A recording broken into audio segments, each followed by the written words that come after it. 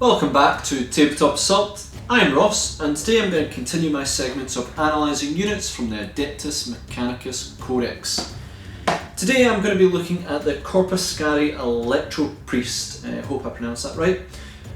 Now I will confess that I've actually not used either of the Electro-Priest units in an 8th edition battle report at all, but I have done an extensive amount of reading on them. And the more I look at them now, the more I'm beginning to warm up to them, especially compared to their 7th edition incarnations. So yeah, how this video is going to work is I'm going to basically discuss their stat lines, their war gear options, their special abilities, and then I'll move on to sort of various ways I would use them, both their strengths and weaknesses, and then I will look at Keyforge World rules for them along with stratagems.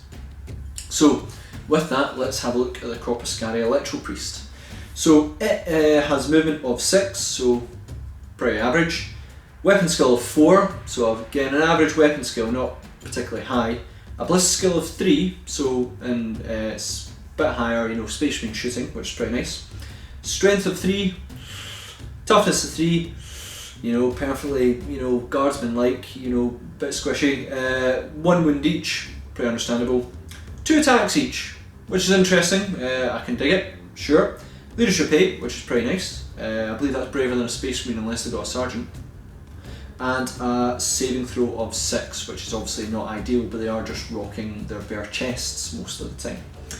They do have 2 weapon options. Well, they've got 1 weapon option. They're basically all armed with, I think, electrostatic gauntlets. These gauntlets have capabilities in both shooting and melee. So the shooting they've got is a range of 12, assault 3, strength 5, no AP and 1 damage. However, each roll of 6 with this weapon causes 3 hits rather than 1. So in a unit of 5 you're going to be putting out in your range, you're going to get 15 shots. With any of them that's 6s, going to be an additional 2 shots onto there as well, which is pretty nice, and then you've got electrostatic gauntlets in melee, which is strength 5, 1 damage. They've got 2 attacks to use in that, and again you've got the same rule as well. Each roll of 6 to hit with this unit causes 3 hits instead of 1. So basically it's sort of like the Necron Tesla rule, I think. You get more hits when you roll a 6 to hit. Very important to sort of remember on that one, because obviously if your opponent has any sort of minuses to hit, you can't get that bonus, which can be a real pain. However, if you're thinking it's sort of like Raven Guard or Alpha Legion, that ability doesn't work if you're more than 12 inches away, and guess what, your range is 12 inches, so never mind on that front, but I'm sure your opponent has other ways to do it as well. They've got for special abilities, they've got Canticles of the Messiah, which is standard for most, if not all, Admech units, because if you don't have that within a detachment, you lose the ability, which is not ideal. They have Volgeist Fields. All models in this unit have a 5-up invul, so that's really nice to have an invul save. Really means that heavy shots are going to be still getting their invul. When this unit completes a charge move, pick one of the target units you charged and roll a d6 for each model in the unit. Any rolls of 6 inflict a mortal wound on the unit picked. So you want them to charge horde units, you want to smash into them and break them with your Volgeist Field, Charging of 30 boys and any 6s, I think with that math-wise you're going to get 5. That's 5 boys suffering mortal wounds before you've even started actually hitting them. So that's kind of handy on that side as well, and really good. They've also got Fanatical Devotion. Each time a model in this unit loses a wound, roll a d6. On a 5 or a 6, the model does not lose that wound. They sort of saw Death Guard's whole thing and went, we want a part of that as well. So you've got your 5-up invul and your 5-up feel no pain sort of roll as well, which is quite nice. So I'm going to talk about, as I said, I've not actually used them, but I'm going to talk about how I would use them, because as I read them I see a lot more things I do like. So they have decent ranged and melee capabilities rolled into one. Now when I say decent ranged, I mean short ranged capabilities. With strength of 5, because your ranged weapon is 5 and your melee goes up to 5 as well, which is pretty nice because it means you're not going to be wounding most troops on a 3-up, except for sort of heavy troops and vehicles where you won't.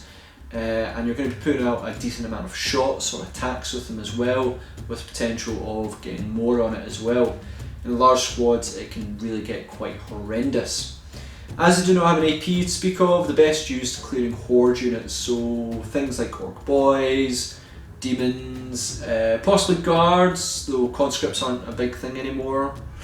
So, but still, you know, handy to sort of electrocute all them to pieces as well. So you want to go for things with no armour and high amounts of them and just watch them, you know, electrocute into dust. In melee, they also have a chance to do the same with strength 5, and any 6s to hit become 3 instead of 1. The disadvantage of this compared to shooting, however, is that they have 1 less attack compared to shooting, so they've got 2 attacks, and in shooting they've got 3, so they're going to do, you know, and they've also got a lower weapon skill, so where they've got bliss skill of 3, you're going to get more things that hit, and then they've got a weapon skill of 4. So they'll do most of their damage in ranged rather than combat, but they do have an option of both, which is quite ideal. Like both Electro-Priest variants, they have a 5 up invul and that sort of 5 up fanatical devotion rule as well, to sort of mitigate attacks, especially high AP ones would be all but wasted on them. So that's pretty cool as well. So all this sounds pretty good, you know, for, you know, just about the same points as the Space Marine. I think they're slightly higher, but only by a couple. So what's the problem? So what is the problem? Well, one, they move like Space Marines at 6, so they're not fast. However, they do not have the range of Space Marines. For their weapons to be a true effect, you need to be within 12 inches, which means you need to get into your opponent's line, and you know, you have to march up and get up in front of them, and that makes them quite vulnerable. AdMech famously, by now, do not have dedicated transports, and boy, could these guys use them. Simply because the movement is not so great, a transport would get them into ideal position for turn 2 that you can then deploy them and start electrocuting your opponent's forces to bits. At the moment, without Forge World dogmas and stratagems, you have to foot slog it across the battlefield, and that can be a real pain. Secondly, the protection a vehicle would offer would be very helpful as well. I know I mentioned a 5 up invul and a 5 up feel no pain against high strength weapons with things that have like high AP, but against things that have no AP it's fine because they don't have really good armour save, and if they've got high amount of shots with high strength, because they're only toughness 3, you can see these guys begin to die in droves. You know, against mass fire. Your opponent should probably know the damage these guys can potentially do and what they can throw out, so you will find that, you know, they are a great target for your opponent's small arms fire. Certainly 20 rapid firing bolter shots will be a real pain to them. You won't lose, well, I don't know, I've not done the math, but you won't lose loads of them, but there is the potential it can go badly. So not having transports, famously in AdMech, really lets these guys down. Their survivability is a bit, could be better, could be worse, and these two factors always make me wary of actually bringing them. But generally their sort of strengths in terms of the amount of shots they can do is really good, and there is now ways with Forge World dogmas and special stratagems to make that scarier and get them into position. So I'll talk about that in a wee second as well. We'll go into the Forge World dogma recommendations here. So I always begin these with, you know, Mars is recommended because you get 2 Canticles rolls. If you're going to roll randomly, you get 2 chances. So you want to either go for Benediction of the All-Messiah, so those mass shots, you can reroll the ones that miss, and that one may turn into 3 shots extra, which is fantastic. Chant of Remorseless Fists for rerolls to hit in combat, because again that one might turn into 3 hits, that miss might turn into 3 hits. And Invocation of Machine Might for strength 6 in combat, meaning toughness 3, you know, if you're going for blobs that are toughness 3, you win them on 2+, and you can start lighting up, you know, light vehicles on a 4+. Interestingly, this is one of the few times I'm going to go, don't go for Shroud Slam. These guys do not benefit from it really at all, because that will give you a 5+ save, which your invul does already. Nah, you don't need Shroud Slam, the rest of your army does. Other Forge Worlds work quite well. Metallica, I haven't actually used this one yet. Relentless March is actually really good for these guys with your assault weapons. You know, they've got low range, so it's important to get into range as soon as possible. So if you do actually run with these guys or advance, you can't actually achieve the sort of the 3 hit roll because you're getting -1 to your hit roll. So this allows you to essentially get that back when you advance, and these guys are going to advance a lot to make sure their weapons are actually in range. Status 8 for the minus to your opponent's shooting, which is always very helpful as you move up the boards, but it also gives you deep strike options as well through stratagems. If you decide to run a big blob for a command point, you know, you can pretty much guarantee they'll all be in threat range of your opponent's units, like the ones you want to fry to death.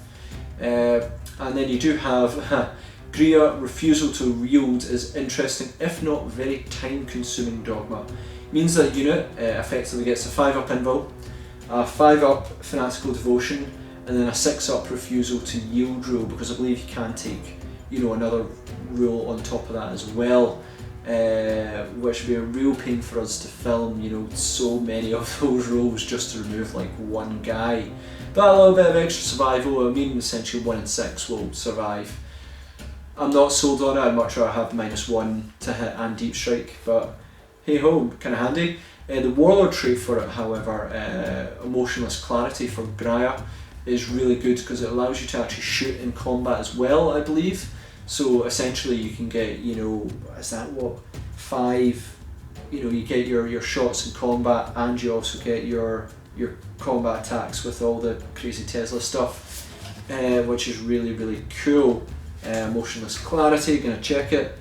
Yep, so kind of really cool. You can do a lot of frying if your opponent isn't already destroyed by your mass shots and your combat capabilities. You can add more electricity to the game. So Graia sounds really cool for them as well. Stratagems I would recommend, Legio Teleportarium, which is Lucius stratagem only. This allows the unit to essentially deep strike, which is really handy for these guys to set up within striking range of your opponent's ranged weapons. You can hold them back a turn or two until you find that right moment to strike when a unit's vulnerable. And heck, you could charge them if you needed as well once they come out of the Teleportarium. Generally it just means that you'll get in range because you've only got a 12-inch range and just light stuff up. However, you also have the option for clandestine infiltration from Stagus 8, which is also pretty good, allowing you to deploy at the first battle round anywhere within the board as long as you're more than 9 inches away from your opponent. The important difference is when you do this at the start of the game, and it means you can actually move your 6 inches and charge, making sure you get the benefit of maybe your electrostatic gauntlets in both shooting and melee. So there's two sort of options there of when you want to sort of get close to your opponent through stratagems, but both of them require you to take a specific Forge World. And last is another Forge World sort of stratagem, is Wrath of Mars, which is a Mars only, allows you to add mortal wounds onto your damage and shooting phase. Basically, I think if you roll a 6 when you wound, you do a mortal wound and the additional damage as well, and these guys pump out a lot of shots, so adding that sort of mortal wounds as well is going to really damage them. It is a bit steep though, it is 2 command points, so you've got to choose carefully and you've got to do it before you actually roll to hit. But generally adding those mortal wounds might be quite scary, you know. Take a blob of these in a 20-man squad and then just, you know, throw all the electricity at Magnus and watch him light up, and hopefully he might do some damage. Just for instance. So that's it for the Corpuscarii Electro-Priests. I haven't used them yet because I've been always so worried that my opponent would just go, I've got small arms fire, eliminate them, as I have seen done before in 7th edition. But they do have their place now with sort of infiltration options, and taking a large squad against Horde units will pretty much guarantee that Horde squad will be obliterated. You know, I really want to try it against Will's Orcs at some point, but I need to buy the models first because I only own 5. So yeah, thanks for watching. Let us know if you've had much luck with Corpuscarii Electro-Priests. I've read a lot of comments from people about the successes and failures of them. I would love to read what you guys have had experience-wise with them, and I'm sure other viewers would like to see other people's strategies as well, if you think they're pretty good. Or maybe we'll go into, you know, Fulgurite Electro-Priests as well. Which ones do you think are better? So thanks again guys, check us out on social media, check out the projects we're doing at the moment, and please like, share, comment and subscribe, and we'll see you on another Tabletop Assault Battle Report.